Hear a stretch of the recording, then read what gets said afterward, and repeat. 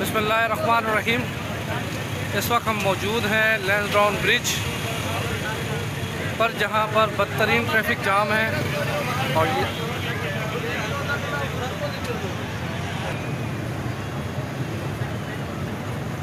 Traffic या operation police एहलकार ना होने की वजह से ये सूरत हाल है, और कोई ऐसा सिस्टम नज़र नहीं आ रहा कि ये ब्लॉक ट्रैफिक को बहाल कराया जाए।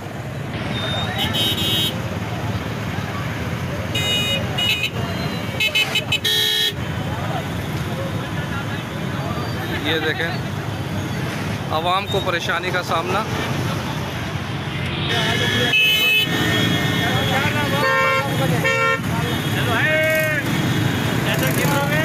इंतज़ामिया को इस अहम पुल और एक शाहराह पर माकूल सिस्टम नाफिज करना चाहिए ताकि ये बदतरीन ट्रैफिक का निज़ाम मुस्तकिल बुनियादों पर हल हो सके।